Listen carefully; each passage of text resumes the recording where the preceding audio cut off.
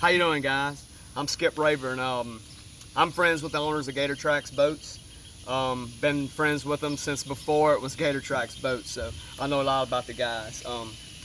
I was looking on their website, and one of the owners called me and wanted me to look over one of their center console boats that they're trying to make out of a bass boat. And I was a little skeptical at first, but after I came and looked at the boat, looked at the design, I wanted to go over with some of the advantages of it that cannot be denied.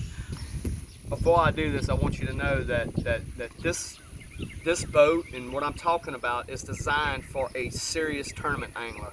I'm not talking about the guy that's got a dual console and he wants to bring he's got the dual console for his wife and wants to bring the dog fishing, and they go maybe pull their kids on an inner tube in the back. I'm talking about a serious tournament angler. I'm not you don't see me on TV, but I've been tournament fishing for over 30 years, and a lot of heartbreaks and a lot of things that I've dealt with in the traditional bass boats that at times can hinder you landing a fish. That's one of the advantages I wanted to go over with you. And I wanted to take a chance to show you and illustrate how, say, when you're fighting a fish or when you're fishing, how this design can eliminate some of the issues you have when you're hooked into a fish that really means something, like say a 5 or 6 pounder, and you have him on a crankbait, and you basically have to go wherever that fish wants you to go. You have to go with him. So I'm going to illustrate how you can actually fight and land a bass so much more effectively when you're not dealing with a console on the edge of the boat. Okay, this is where obviously where I would be standing if I was fishing here on the trolling motor. So as you can see, if I was in a traditional boat, I'm on the starboard side right now. Now, if I'm in a boat, a traditional bass boat that has the console on the starboard side, I intentionally make sure that I set myself up. I may have to pass up the area I want to fish so I can be on the port side, so I don't have to deal with a console if I hook into a fish that matters in a bass tournament. Okay, now, if I'm up here fishing, this is where I would be, and I'm going to show you how easy it would be if you some of the tournaments we fish, we can't use nets, or maybe you just forget your net, you know. I mean, that's happened many a times with me. So I'm going to show you exactly how you would fight the fish and how easy it could possibly be and how comfortable it is to be able to do that. So if I was to flip out and hook a fish, okay, I'm fighting the fish, I'm walking down, I step,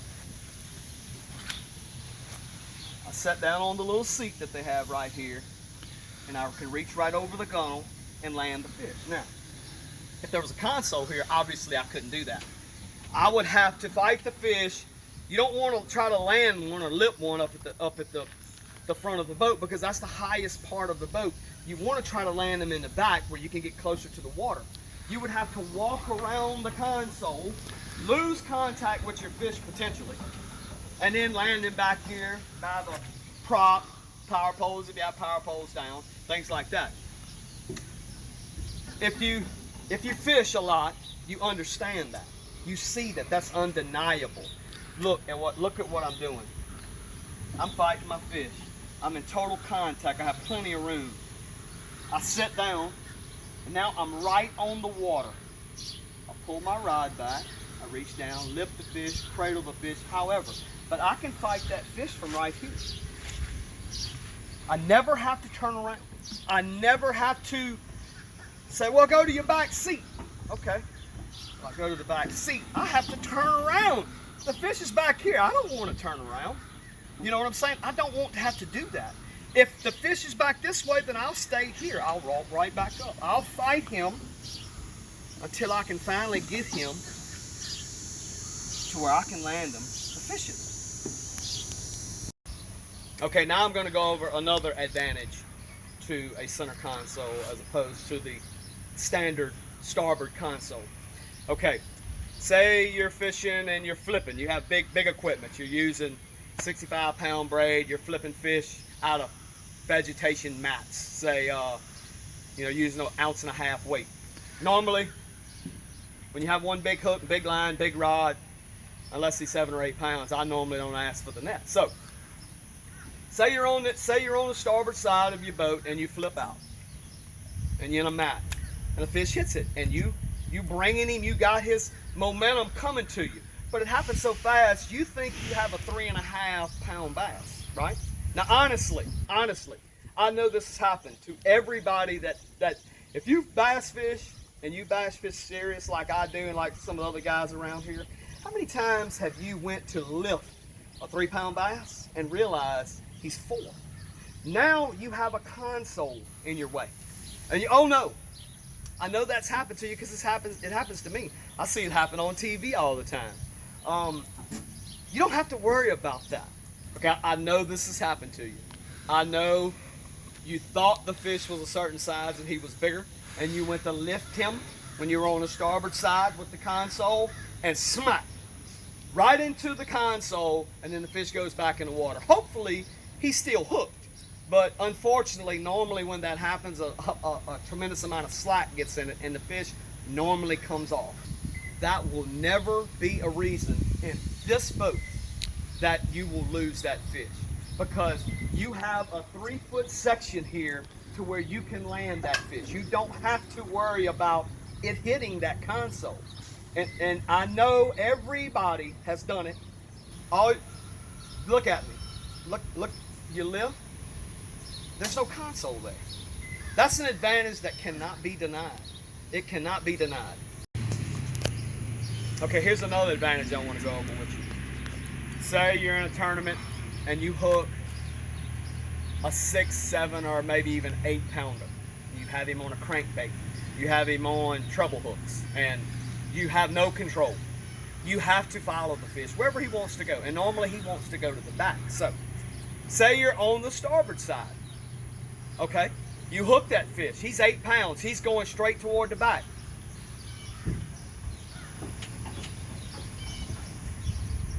See how easy that was? There's no console there. Oh, but you was on the. You made sure you put it that you were fishing on the port side. Oh, okay. Okay. Let's go back to the front. Let's say I'm on the port side. This is an 8 pound bass.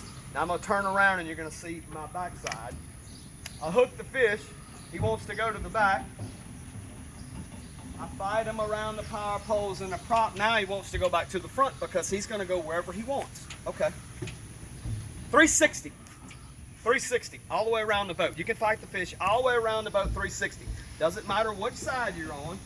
Oh, he stopped over here and this is where you want to land him? Right back to where we first started talking about. Right here, landing. Stops on the other side. This is going to be your landing point. Put you point blank right to the water. Right on the fish. See my bait? This is where my fish is going to be, right? It's about 3 foot of line. Normally, whenever you fighting a fish that size, 3 or 4. This is the fish's mouth, right here, where the hook's at. Don't ever change. See how he fish it that is? You can do that when you can walk all the way. You got 360. You can go all the way around the boat and fight the fish. That's an advantage that cannot be denied. Okay. All right. Another advantage I want to go over with you is, you know, when you're bass fishing and you're fishing bass tournaments, accuracy is everything. You have to roll, cast, pitch, flip. You have to put your bait where you think the fish is, no matter what.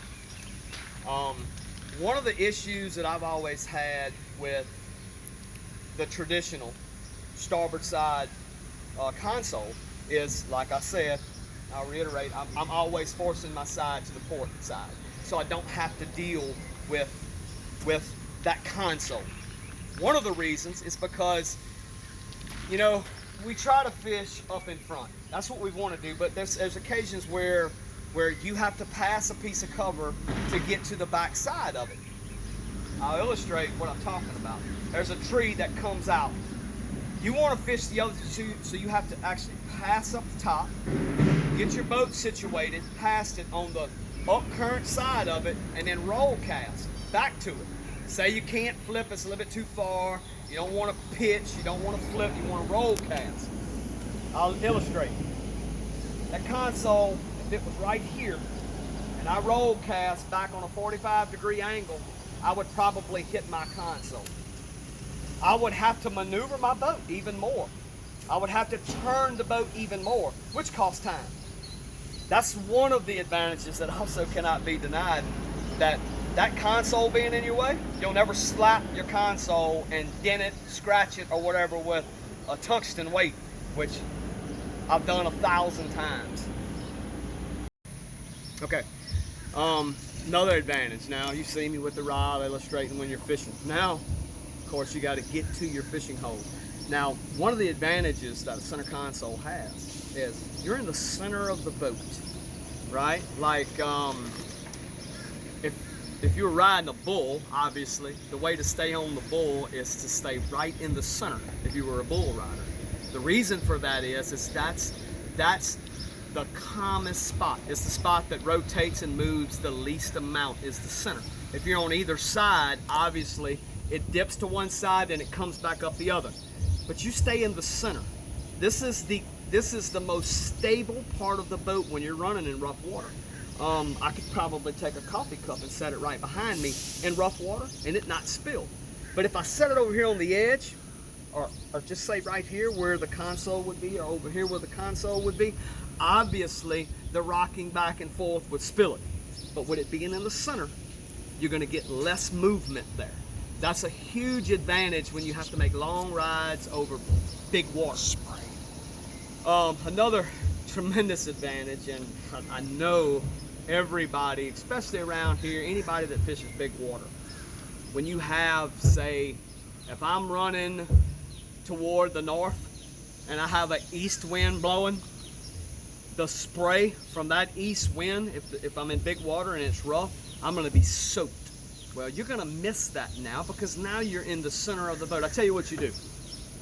The next time you go fishing and you have those conditions and you're over there on the starboard side with the starboard side console, like in your traditional bass boat, when you get there, when you get to where you're going and you've been sprayed, look over at the seat next to you and see how dry it is. Because the water don't get to there.